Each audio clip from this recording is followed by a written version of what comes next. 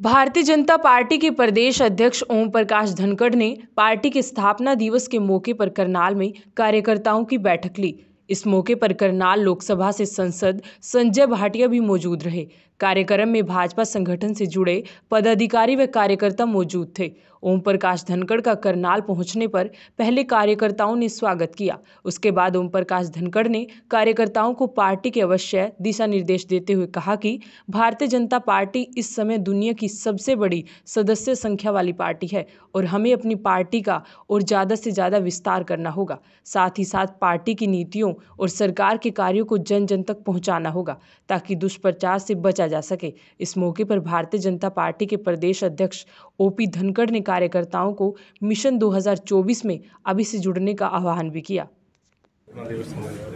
Bharatiya Janata party का 42 वर्ष की यात्रा पूरी हुई है। बहुत ही गौरवमयी यात्रा पूरी हुई है।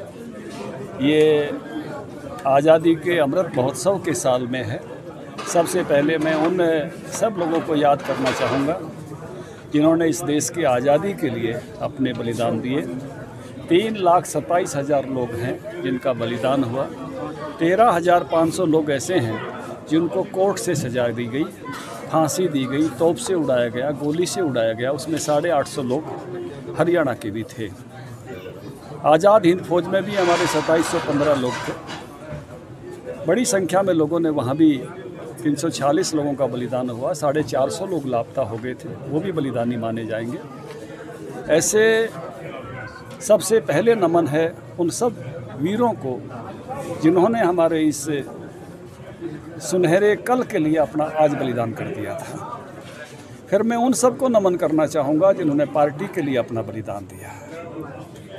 एक यात्रा श्यामा प्रसाद मुखर्जी से शुरू हुई और लगातार ऐसे अनेक मौके आए, कभी आतंकवादियों से लड़ते हुए, कभी किसी प्रकार के चुनाव में काम करते हुए, कभी लक्ष्य इनके इलाकों में जो ऐसे आदिवासी इलाकों में जो काम करते हैं, उन इलाकों में जो है काम करते हुए अनेक लोगों ने अपना इस पार्टी के काम के लिए बलिदान दिया। मैं उनको भी नमन करूंगा, उन बलिदानियों को। इसके बाद मैं याद करना चाहूँगा उन सब गौरवशाली पलों को। मुझे इस बात का आनंद है कि मैंने बचपन में जिन मुद्दों को सीखा था, जिन मुद्दों पर बोलना सीखा था, जिन मुद्दों पर अपने विचार बनाए थे, अपने जीवन में उनको पूरे होते हुए देखा और अपनी पार्टी के माध्यम से देखा। इसलिए मैं मानता हूँ कि ये बहुत गर्व की बात है, गौरव की बात है। बचपन में विद्यार्थी जीवन में ये बार बार ख्याल आता था कि हमारा देश भी परमाणु शक्ति संपन्न राष्ट्र हो। और मैं अटल जी जब प्रधानमंत्री थे, मैं पार्टी का नेशनल सेक्रेटरी था, उस समय पार्टी की टीम में था और हमने भारत को परमाणु शक्ति संपन्न राष्ट्र के रूप में उभरते हुए देखा। हमने किसानों को कैसे कर्ज जाल से बचाया जाए, इसलिए किसान क्रेडिट कार्ड जारी होते हुए देखा। मुझे इस बात की खुशी है, आनंद है कि मुझे आपको बताने में कोई संकोच नहीं है कि मेरी पहली फ़ोटो अखबार में धारा 370 के विरोध में धरना देते हुए छपी थी, जब मैं कॉलेज में विद्यार्थी था और एबीवीपी का काम करता था। हम 91 में 10,000 छात्र छात्राओं के साथ कश्मीर मार्च करने के लिए गए थे। वीपी सिंह को जाके हमने उनके घर के झंडा सौंपा था। मुझे गर्व है कि मैं धारा 370 को अपने सामने टूटते हुए देखा। हम राम जन्मभूमि आंदोलन का हिस्सा थे और रामलला हम आएंगे, मंदिर वहीं बनाएंगे, इसके बड़े जोर से संकल्प के साथ नारे लगाते थे। गिरफ्तारियां दी थी और उसी राम मंदिर को आज हम बनते हुए देख रहे हैं।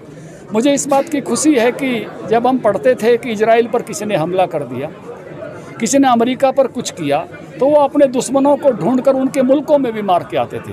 आज मुझे खुशी है कि मेरा राष्ट्र भी ऐसा सशक्त राष्ट्र बना है। कोई हमारे यहाँ अटैक करके जाता है तो हम उसके घर में जाके मारते हैं।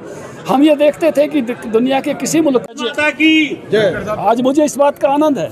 एक सवाल है, पेट्रोल डीजल के रेट लगातार बढ़ रहे हैं, दूसरा चंडीगढ़ विषय, इसका देखिए, कल सत्र बैठा था हरियाणा का, हरियाणा के एक एक बच्चे की आवाज़ है कि SYL का 19 लाख एकड़ फुट पानी और चंडीगढ़, ये सब जो हमारा हक है वो चंडीगढ़ तो बरकरार ही है, पानी हमको तुरंत मिलना चाहिए। नई सरकार ने भी अच्छे जेस्चर दिखाने चाहिए और जो है नहर बनानी चाहिए, क्योंकि इस समय जब किसान आंदोलन भी था तो आप देख रहे थे पंजाब की जत्थेबंदियां भी कह रही थी कि पानी से अब हमको कोई आपत्ति नहीं है। उस जेस्चर के हिसाब से नई सरकार ने भी अच्छा जेस्चर दिखाते हुए सर्वोच्च न्यायालय का आदेश हमारे पक्ष में आ गया है और 19 लाख एकड़ फुट पानी हमको मिलना चाहिए, क्योंकि हम वो स्टेट हैं जहाँ 40 लाख एकड़ फुट पानी का हर साल का घाटा है।